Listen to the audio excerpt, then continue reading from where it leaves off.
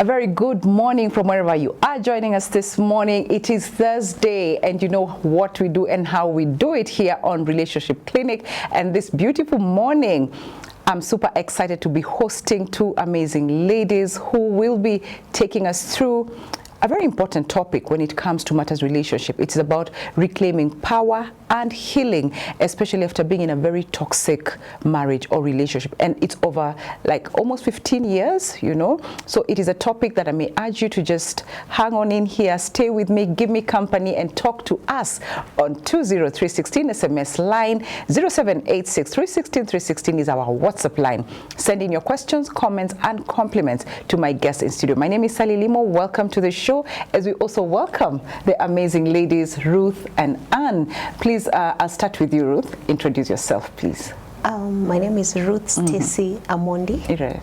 I'm a student nurse, and I've done personnel management as a course. I'm a mother to two boys. Right. And the young one is autistic. So I'm also a caregiver. Yeah, yes. To a special child. To a special child. Fantastic. Yeah. Okay, karibu sana. Thank you. Anne. Thank you. My name is Anne Karambu Mwangi. I'm a counseling psychologist with Salem Consultants. I'm a mother of three. Yeah. 17-year-old girl, 13-year-old boy, and an 8-year-old boy. Fantastic. Blessed to be here. Amazing. Karibuni sana. And I'm sure we're going to have fun in this, even as we learn. I know there's a lot of pain in the story. I know but also let's try and have a bit of laughter, just, you know, to ease the pain and the struggles you've been going through, Ruth. So, Ruth, we'll start with you, because this is really your story.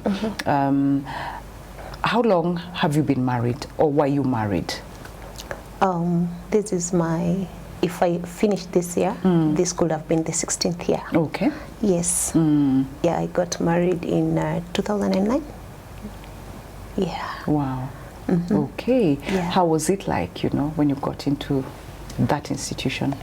At first it was good. It is something I was yearning for, in as much as I was still young. Okay. But I really yearned for it, and when I did my wedding, it was the best thing that ever happened.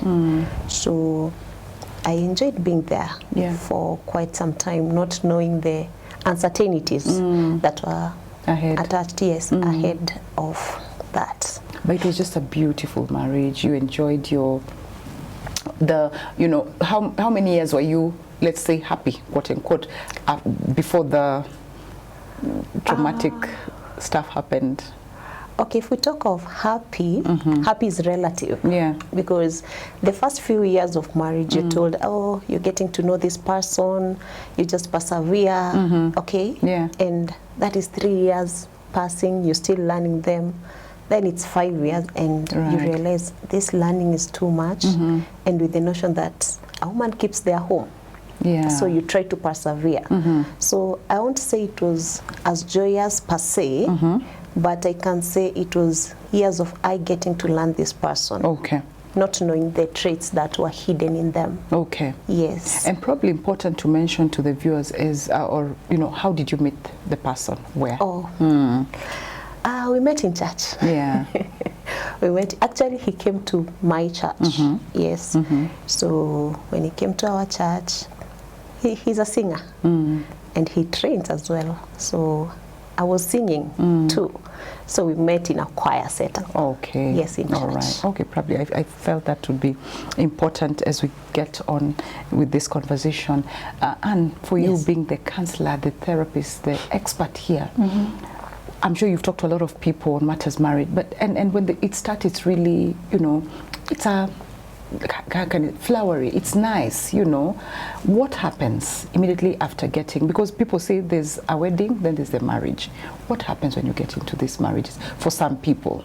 Marriage is complex because it is two people who don't know each other coming together. Yeah. It is two environments joining each other.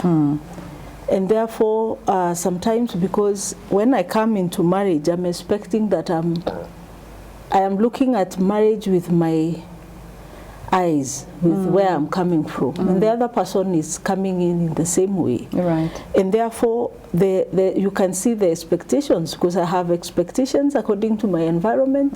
The other person has expectations according to the environment they're coming from. But also, I'll tell you also, there is such a big challenge in our community today, because we've trivialized marriage. Okay. And therefore people just get into marriage without really maybe guidance, without taking enough time to get to know the other party. And especially for people, those of us who are in church, it's like automatically if someone is in church, they're good. They're okay. Yeah. And therefore, I'll just get into marriage because I got this person from church. And therefore, there's quite a lot. And then also the pressure for society. Society has, and this Africa, the societal expectations of marriage. So sometimes I have just reached the age of marriage, and therefore I'm supposed to get married. Right. Whether I have information or not, whether I have knowledge about marriage or not, I'm supposed to get into the same. And therefore all these are loopholes that might find me connecting with a person that I am not very sure whether I really know them. And therefore I really don't know the other side. Exactly. But I will also say there are marriages that are blooming and doing very well. Sure. And therefore, of course, not every other marriage ends up becoming a toxic relationship. Very true. Yeah. And I like what you've just mentioned, that, you know, we get into relationships and you don't even know this person very well. And, you know, on that, then I'd want to, Ruth, how long did you get to know your husband? Is it an ex now? We can say your ex-husband? Or you're still married? We've not divorced yet. Okay, so your husband. Yeah. How long did you get to know him before getting married? I knew him for months. I didn't get to know him for long. So it was just a few months. Okay. Then we planned for the wedding. Yes. So of course I didn't get the chance to dig deep into him and get to know the kind of a person this is. And then with our times, you understand, I came from my father's house to my own house. So I didn't get this stage that we can say the Gen Zs right now can have of getting to know this kind of a person. Maybe I go visit them, stay with them before maybe thinking of marrying them. Yeah. So in the society, just like she said, where those times, I call them those times because it's many years ago, it was only prudent for you to come from your father's house, going to a man's house. Yeah. Okay? So I didn't get the chance to know him that much. Okay. Remember, I told you we only meet in church. Yeah. So and probably this aspect of it's church, so he's a good person. He's a singer. Yeah. That was there as well. Sure. Yes. Okay.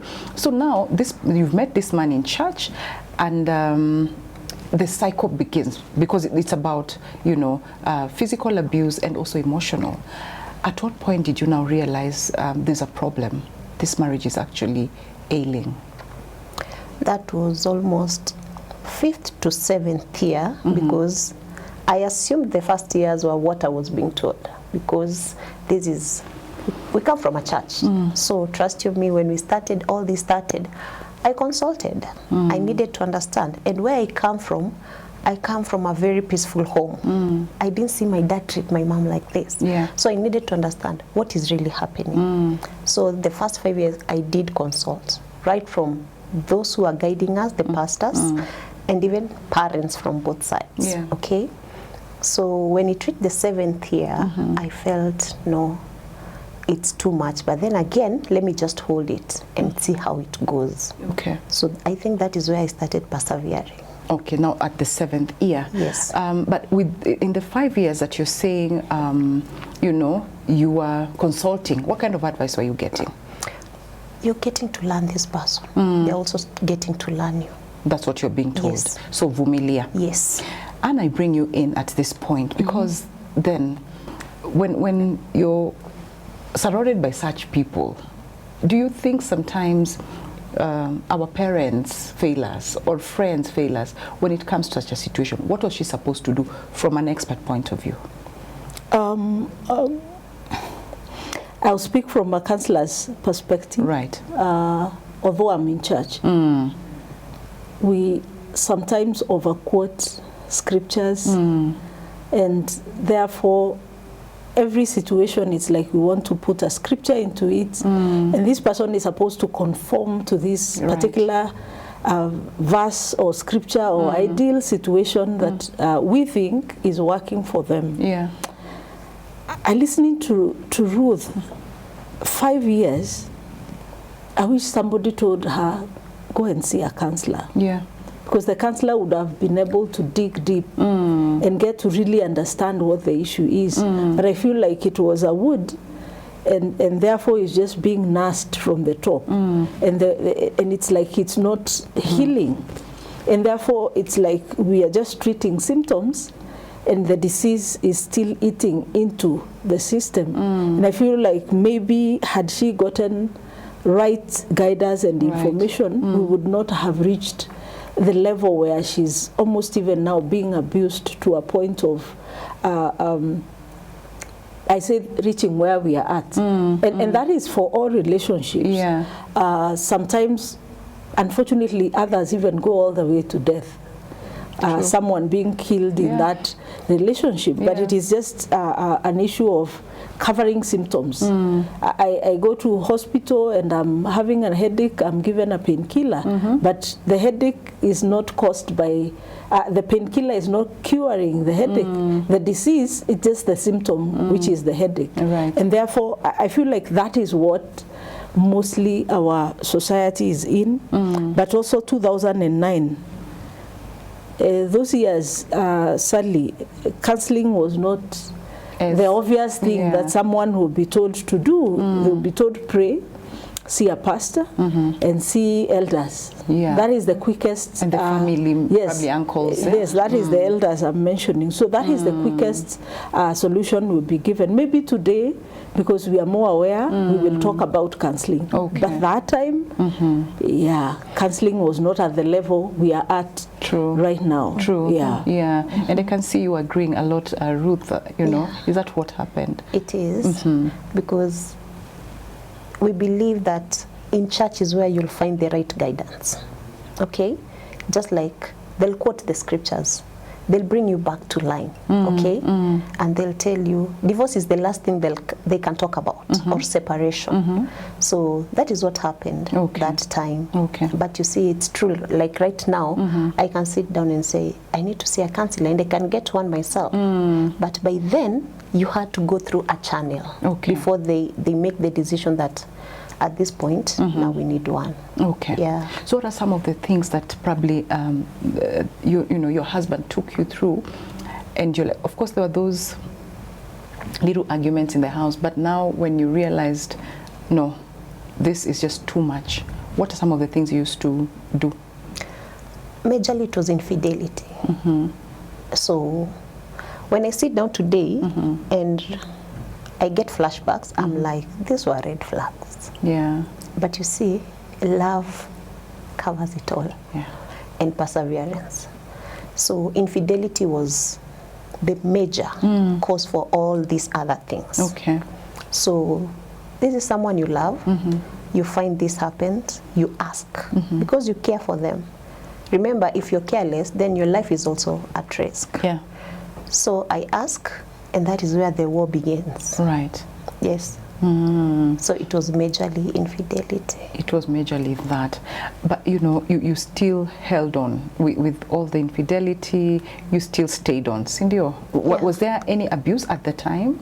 When you ask about the infidelity, was there any physical abuse? Yeah, that is where the fighting began. The beatings, then verbal abuse and throwing of nasty words.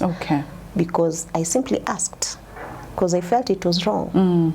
Where I come from, how I was raised, it is wrong. You need to ask. We need to sit down and talk, have this conversation, get to know where the problem is. But you see, we come from different mothers again. upbringing is different. It's different. We never got a chance to be told, you guys, you're coming from different backgrounds, and this is how it might go. Okay. We never got that chance. Okay. Yeah, we only got a chance of talking to people who told us in marriage, it's beautiful. In marriage, they gave us all the good sides of marriage. Yeah. Which is a good thing anyway, because nowadays people say marriages don't work. So at least you had that, and it kept you, okay, encouraged and all.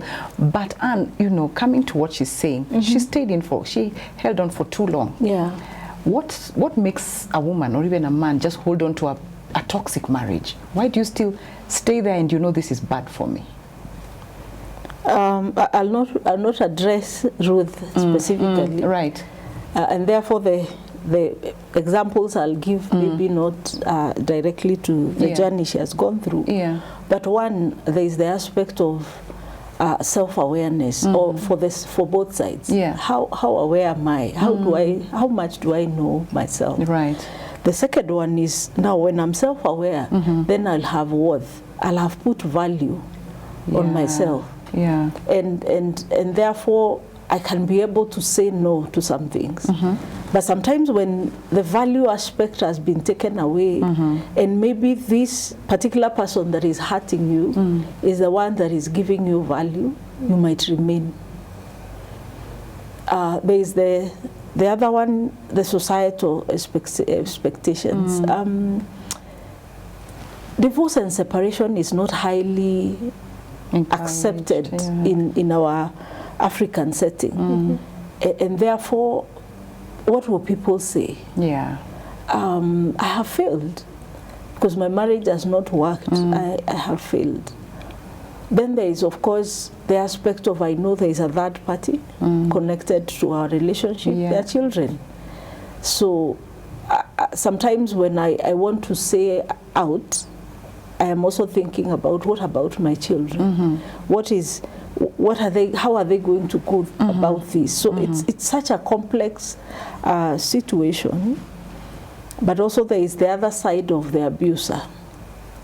Some abusers have a way of passing blame on you, and therefore they tell you, I am doing this because of you. You're the one who is not doing this, and therefore I'm doing this. And you live all your life trying to do what they are telling you to do. Right. And to please them. To please them. And you're thinking, if I do everything, then they will be different. And that is where the aspect, of course, of the narcissism personality comes in. Right. We don't call people narcissists, but there is the narcissist tendencies. So that is, the person will place the blame on you, but the actual problem is with them, but they place it on you. And therefore you that is being abused is really struggling very hard to please this person with doing everything, including tolerating them. Yeah. Okay. Wow. It's getting even more, you know. But before we go on with this conversation, probably now we can take our break first and come back with much more on this conversation. Please loop into the conversation through our all online, you know, platforms. SMS line 20316, WhatsApp us on 0786 316 316. Ask your questions to the expert. Ask your questions to the person who's walking this journey and reclaiming her power and also reclaiming her healing. We are living in a lost and broken world, constantly bombarded by messages of hate and atrocities. But with God, we can overcome. Find hope and restoration on the go through life-changing shows on the Family Media app. And then you will lose yourself and gain the world. And Jesus said, what good is it?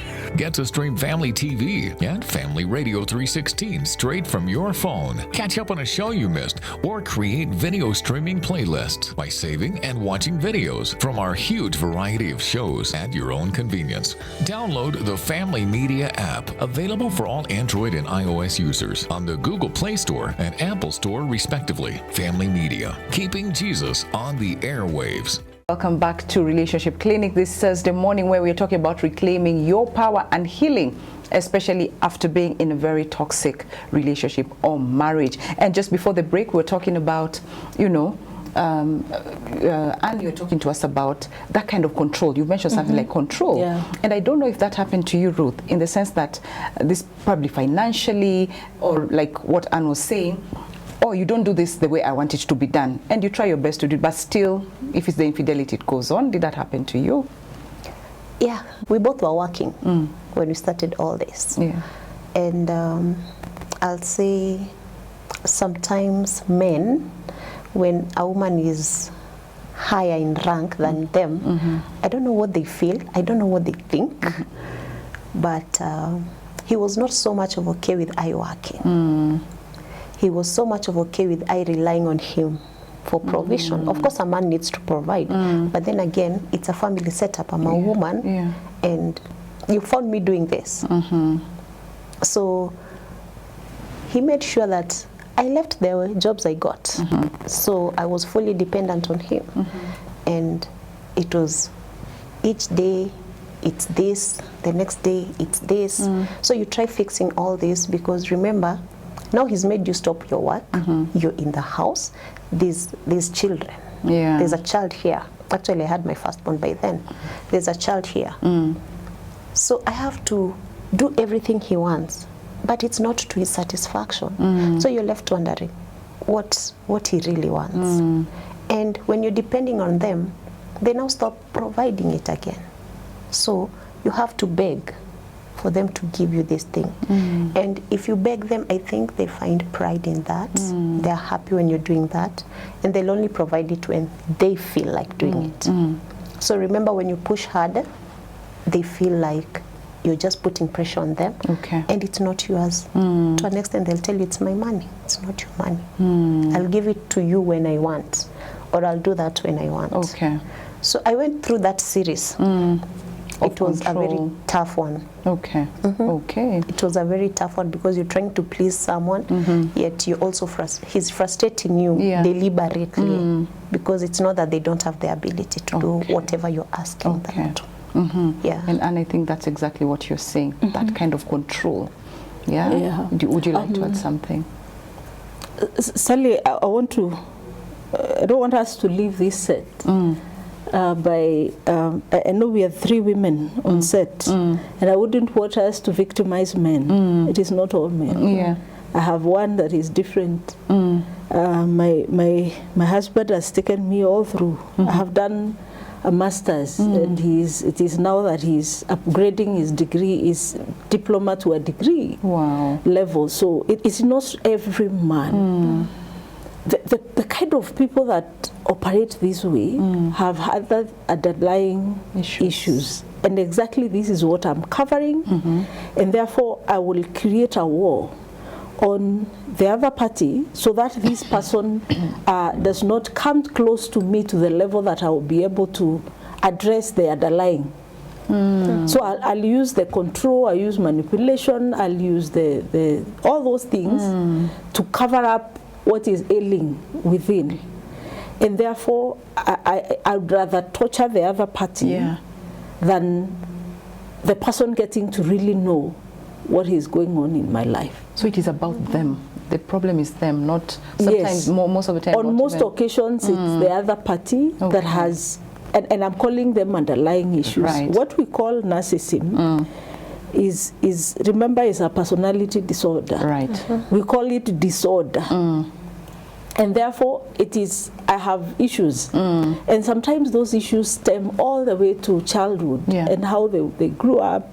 Maybe they grew up with challenges, and maybe their ego was bruised a certain time. And therefore, now when they are relating with the other person, they are looking for all manner of ways to control the other party, because they lost control of their own life.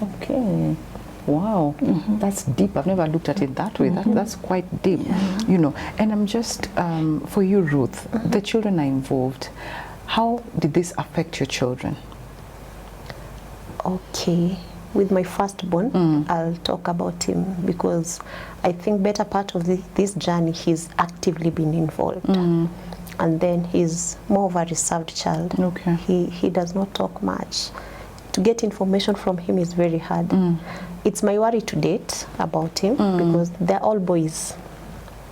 So, you know, children sometimes inherit what they saw as they grow up. And I don't know what kind of a man he'll become.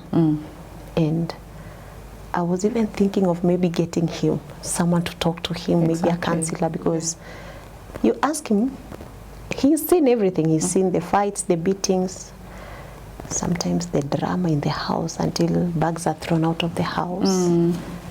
But he keeps quiet. Sometimes he cries, but then again, these are your parents, there's nothing you can do. So it affected him much. The autistic one, he has mild autism. So I came to realize that he also feels it, because there was a time the beatings were too much and he came in between us and he started crying to an extent that I asked my husband, what do you think you're doing to this child? Because now the firstborn is in a boarding school. I thank God for that. I really longed for the time he'll just get out of the house and go to a different environment. So when this one also started behaving the same, because now that one is not around because he's the bigger one and is the one who can be asked, what did you see? And he can speak. This one can't. So I think he felt, because this one cannot speak, I can't do anything to this woman. So my children are affected. I know that. Okay. Even the small one, he has mild autism. It's only that he cannot talk. To an extent that whenever he saw the dad coming close to me, he used to cry. So that made me feel bad as a mother, because I was like, okay, what is really happening here? How old is he, the younger one? 8. He's now 8, huh? Okay. And what, you know, she's now thinking about, now that you're talking, she's even thinking about, I think my children need therapy. Do you think that would be important? Would it help? Because you just talked about underlying issues, and this could be some of the issues that a young boy, a young girl grows up with, and they don't know how to handle a relationship. Definitely the pain of parents affects children a lot, but sometimes also because of age and the state they are at, they may not be able to perceive exactly what is happening. And therefore, if it were therapy, we really require to have a true expert handling that child. Because sometimes, because of age, how old is the older one? 15. 15 is a teenager, that one can. Sometimes we rush to give therapy to children, and the challenge being that it is not everyone that is trained as a child counselor, and therefore you are handling a child like you would handle an adult, and therefore you're digging into emotions that a child is not able to express, and you put a burden on them. So mostly what I've done personally, I empower the mother. Especially for the younger children. I empower the mother on what to do on the children until they're in a position to express themselves. From 14, they can be able to express how they feel and how whatever has been around them has impacted their life. That's true. Children are affected highly, and therefore that's why we would really pray and trust that we would heal, so that we don't pass on trauma from one generation to another, and therefore hurt innocent children. True. Wow. Ooh. I'm also just wondering if you know, you started dating this guy, he's in church and all that, then his other side appears, side B. Did that affect your spirituality in any way? You know, like you started questioning the church, God. Did you get to that point? Yeah, when it now became worse to an extent that I was taken to court. And I was like, has it reached this far? God, why is it happening to me? What is it that I've done wrong? Okay, I stopped going to church for some time because I was feeling like I need to recollect myself. Personally, I stopped going to church, but I used to pray for my children. To date, I still pray with them. And I teach them how to pray, because I've made them understand that these are God. Because the fact that I am to date, it's God. I could have died long time ago and left them. So I stopped going to church for some time because I felt like I've talked to the church people, and we are human beings at the end of the day. you talk to them and you hear that story somewhere else. And you're like, what was the need of I even coming to your people then? So I resolved that I'll pray in this house. Okay. I'll be talking to God, I'll question God. But yes, there's a time I really doubted God because I was like, no, all these things cannot happen to me. Remember, I have an autistic child and my marriage itself is done. Yeah. So it tested you, it put you through. Big time. Yeah. Pole sana. Pole sana. Well. And you know, it seems like Ruth has gone through, from what she's telling us, a lot of trauma for a long time. What are some of the psychological effects, long-term effects for that matter, that she may be or she can go through from the emotional and physical abuse? I wish I was not talking about the long term when she's here, because I might look like I'm scaring. But one is identity. Yeah. You doubt who you are. The greatest one is that you even hate yourself. You lose your worth. Yeah. Because that is what hurt and pain does. It strips you off your worth. It makes sure you're not who you're supposed to be. And sometimes women have gone all the way to just bury their all their dreams and everything they held dear, and just trash it because of pain. Yeah. And if for a person that is going through pain, if there is anything that you would treasure and hold, is not losing that worth. Okay. Because many people, I'm grateful to God that Ruth is here and talking the way she is, and therefore I would say God has kept her. Indeed. And many are not able to get here. They will get into addictions. They will get into prostitution. Yeah. Others will get into serious mental breakdowns, maybe found even in a mental hospital for prolonged time, because now it's depression, anxiety, and all those mental disorders because of that situation. So I would say God has sustained Ruth, and we continue to pray that he will continue to do the same. Yeah.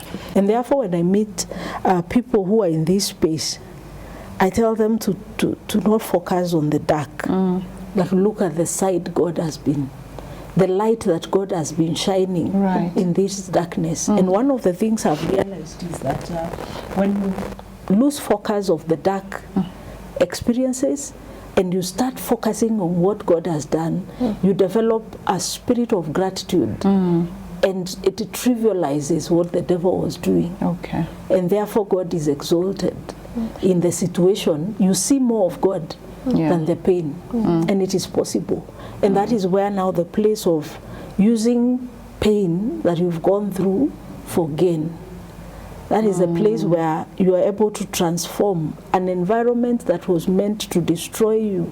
It becomes an answer to many other lives. And for me, as we sit on this setup, I pray that is what will become of Ruth.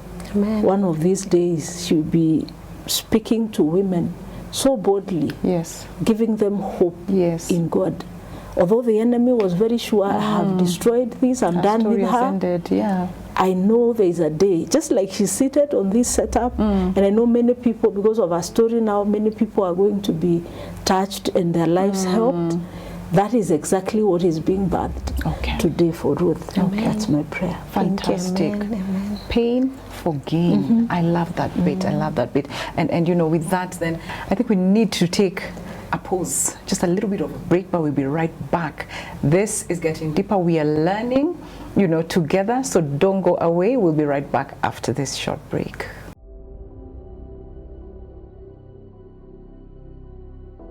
Once, a man walked through a construction site. He watched 3 workers laying bricks. He asked each of them the same simple question: "What are you doing?" The first said, "I'm laying bricks. It's tough work, but it pays the bills." The second replied, "I'm building a wall. It's just part of my job." But the third, he smiled and said, "I'm building a cathedral." At Family Media, we understand this story. We're not just laying bricks either. We are building a place of hope, a place where faith is restored, where children learn God's love, where stories of transformation go out 24/7. We are building a cathedral through media.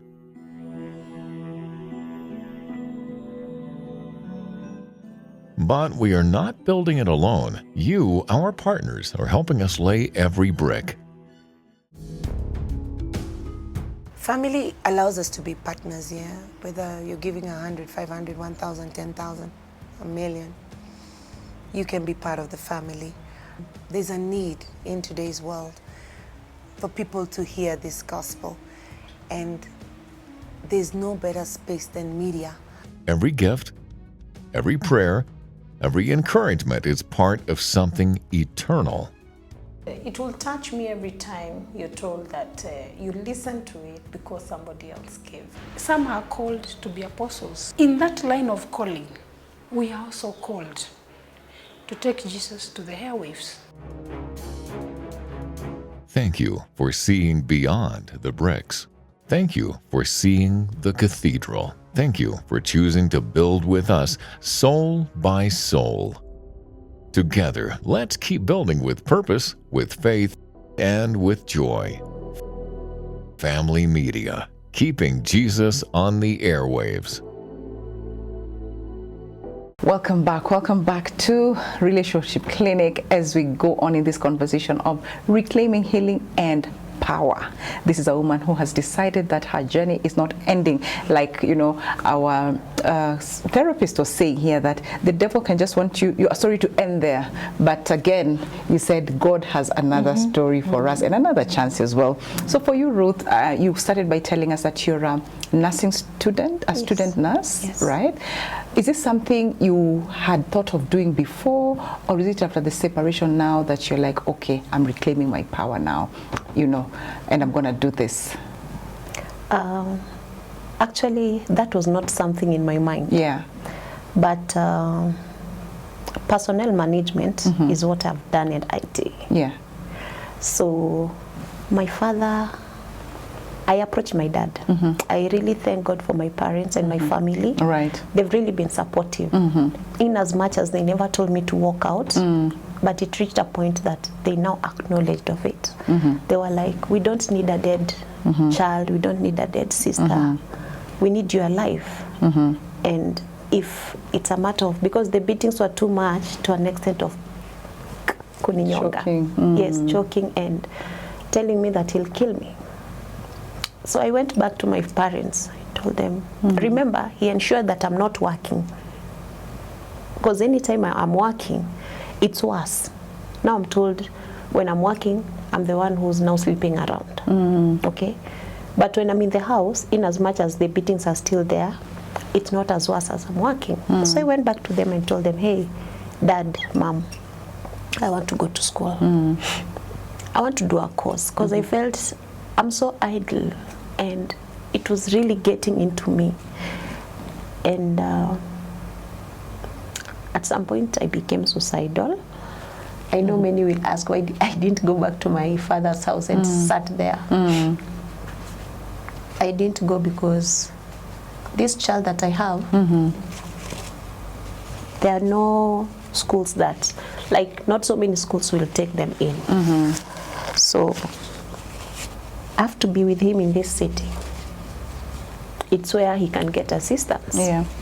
In the village, you won't get assistance. No, no one will understand him.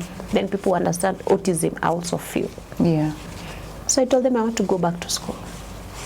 So majorly it's this child of mine, the one that I'm now solely the caregiver to, that also brought that. Okay. Of course, it's the frustrations, the pain, and I needed to ease in that. So I felt like hitting back to school will be fine for me. Okay. So when I approached my parents, they were so receptive. Okay. But now my dad was like, will he agree for you to go back to school? Because I think these elderly people, they see a lot past what we see. So he felt that maybe this man, because when I was working, he used to complain, he used to call my parents. When I'm not working, he's not calling them. He's just okay. So my dad had already seen that this guy never wants me to work. So that's why he asked, will he be okay you going back to school? I told my dad, it's my life now. It's my life, and I have to soldier on. Okay. I have to soldier on. By then, I'd already realized the kind of a person I'm dealing with. And I really wanted to get out of that cocoon because it was too draining that I could not take care of my own child. Yeah. I also felt like this was also a burden to me. So something had to distract me. Yeah. And that is how my dad took me back to school. Okay, Yes. okay, and it's a beautiful course. It's really, really a beautiful course. And when you listen to Ruth, there's a you know, stress, anger at some point, you know, anxiety. How then can such a person, a mother who's taking care of a special child, and she has her own journey that she's navigating, how does she manage all that? The stress, the anger, and the anxiety, maybe. It sounds a heavy Right. Journey to just be in, and especially when it's prolonged, it's many years. It also takes a lot of courage to seek help, because therapy is not easy. Yeah. I don't know why people think that counseling is easy, because I've had people who come and they're like, no, I'm not doing this. Yeah. I am not ready. Yeah. I'll still say that maybe that's where Ruth needs to get to be able to reclaim herself and also heal from the pain. Okay. Because 15 years and 8 is, these kids are still young, and she will require really a lot of energy to be able to take care of them. Right. And therefore, it cannot be possible when she is broken. Yes. Otherwise, she'll be trying, waking up, rising up, and tomorrow she is down. Yeah. Rises up after a week, she's down again, and therefore it might not be very sustainable. So therefore, I would really pray and trust that she will be able to get into the journey of healing. Okay.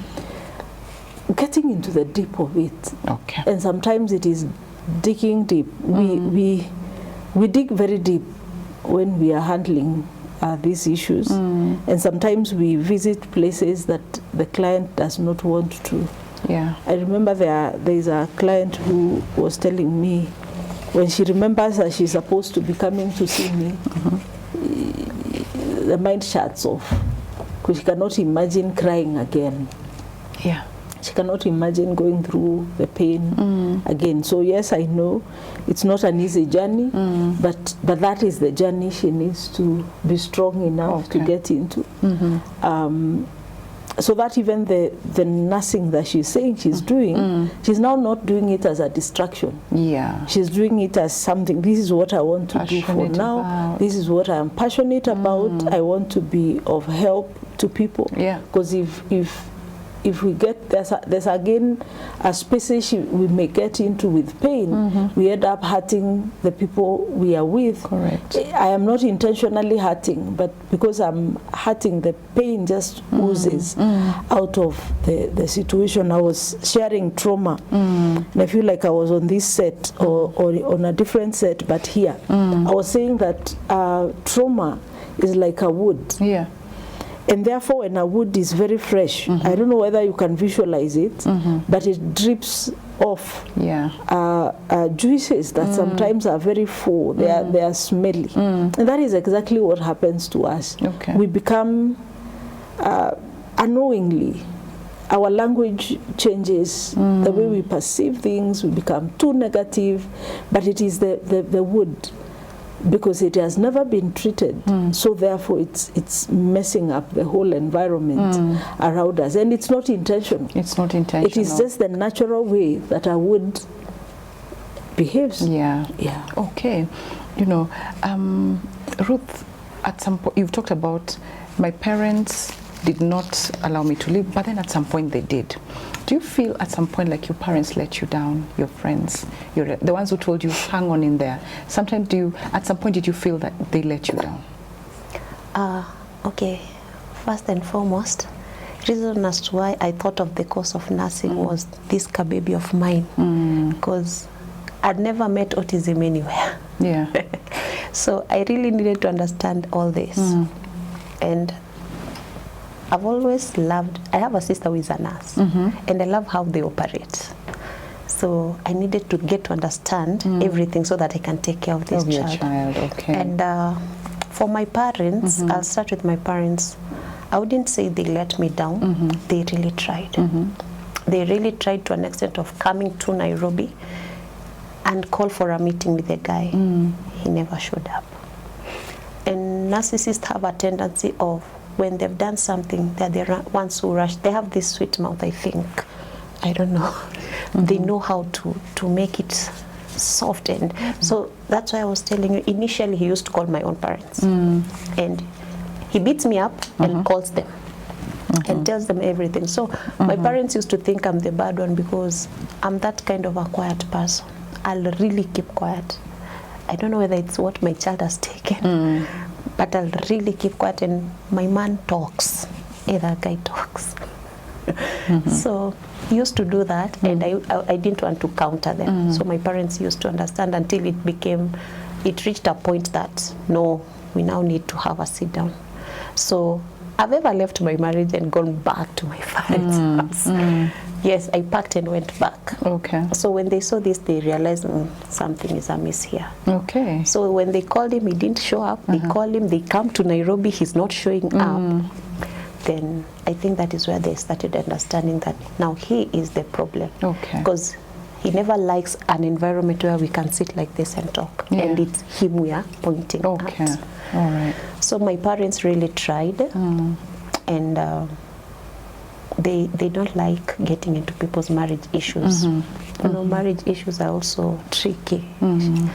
You might come and tell me leave, and I don't want to leave. Yeah, true. Then I'll come and say, Sally, it's you who wanted my family to break. Yeah, and you are in your own marriage. Exactly. Okay. In fact, someone is commenting and saying they like how you're still referring to the guy as my man, my husband. Someone is saying that, you know, and probably there's hope at the, or I don't know, but someone has picked that. The other thing, because you're speaking about, you know, reclaiming your power and healing, how is your healing journey so far up to this point? Have you sought therapy? You know, and that may be coming in as your closing remark, because also time is not on our side. Okay. But just speak about the healing journey. Okay. You asked of friends, they let me down. Friends will never help you. They'll never be straight with you. Okay. They'll know what is happening. They'll understand whatever is happening, but they'll cover you with lies. They lie to you, they lie with you, yet on this other side they do their own things. And remember, church setup, so my friends, this man's friends, are our friends. But these are the same friends you've said, friends can let you, okay, you say friends can let you down, but also friends don't want to get involved because you say, Sally, you're the one who broke my marriage. My marriage, yeah. yes. Yeah, I was referring to my parents in that set aspect. Okay. Yeah, so actually bigger chunk of what has destroyed this marriage are friends that I welcomed into our home. They were his friends, the friends I found him with. The friends he tells you, we've struggled with them, we've reached this point. I welcome them because you are his friends, so you are our friends. So my healing, I've not sought for therapy. Yeah. I've not sought for therapy because as we speak, I'm not working. So I'm only struggling. I make and sell peanut butter. Okay. So I struggle to get the little I can get for these children as I'm also actively looking for a job. Okay. So when I came here, I told you I was feeling like, okay. So I listened to a lot of gospel music. I think it's my therapy as of now. Okay. But yes, I'm thinking of a long-term solution to this. Because I feel like after having a conversation here, I've listened to how she talks, and I'm like, I think I need this therapy. because I don't have anyone I can tell you that I can talk to heart. But I've been fighting my struggles alone. Okay. Yeah. All right. Anne. Yes. Your thoughts as we are ending this show, coming to the end of it? What is your parting shot, probably advice to anyone else apart from even Ruth? I'm sure there are other people out there struggling in the same situation. What would be your Maybe advice? first of all is to appreciate Ruth. It takes courage to be having such a conversation, absolutely, especially on media. Yeah. And you can imagine the backlash that comes with it, and the opinions of people. So therefore, this is great courage. But I also feel like Ruth has been cut and put out there with a purpose. This one I'm just speaking as I hear her. It's not everyone that does this. Yeah. And therefore, I feel like there's something she's just being called for. And therefore, that's why she had to take this bold step. Yeah. She may not be understanding it right now, but I want to believe with the time it's going to show up and she'll be able to understand what it is that this means. But I would want to talk to this person that is toxic. Yeah. And I know there are many. I pray that they would heal, because by not accepting to heal, then they're causing a lot of pain on others. And sometimes it is purely somebody who is very innocent.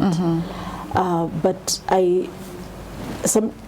sadly, the people who are toxic hurt sometimes without knowing.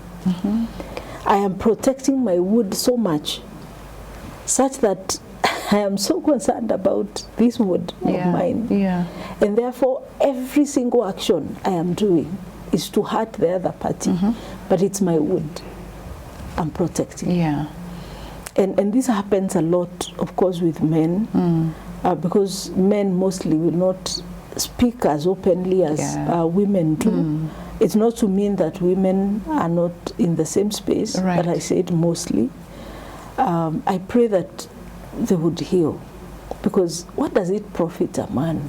I'm not quoting to have the whole world, but what does it profit me as a man to be in control, to talk of how I have this power over women, to talk of how I did this to this woman and the other? What does it profit that man when later on in the future you're looking at the people you've been with around you? They're so hurting that they have lost who they are. And the worst of it, even the seed that you produced with those people, the children, are equally hurting in the same manner and breath. It does not really profit anything. And therefore then healing is the best option. Is the best option. And I think that's a very good place to just end the show this morning. Thank you so much, ladies, for being here. And indeed, Ruth, healing is the best option, like Anne has said, being an expert. And now that you've met her, you say now you realize you actually need it. And by God's grace, we pray that you'll be able to navigate that journey, heal, because once you heal, I believe, and even the children get to heal, isn't it? So we pray that God will make a way for you to get that therapy, and it will be well. It will be well. Thank you very much for making time. I appreciate. And to you, my viewer, wherever you are, and listener, I just want to say a special asante sana for creating and making time to join into this conversation. I pray that it has touched you in a way. If not you, a family member, a friend, you can share this information with your loved ones wherever they are, or someone who's going through the same journey. And also there's a very special group of people. We call them our partners, people who've ensured that we've remained on air for the last 25 years, yes, bringing you such impactful and educative content. So we want to appreciate you as a partner wherever you are and say asante sana. And if you feel you want to be part of this amazing community, you can do that by sending the word partner to 20316 or 0786 316 316, and our team will reach out to you and guide you on how to go about it. And also, if you feel God has blessed you in whatever way, big or small, nothing doesn't count, you can send your support to our pay bill number, 316 and the account number shall be your telephone number. God bless you and keep you. See you again on another episode of Relationship Clinic. Goodbye for now.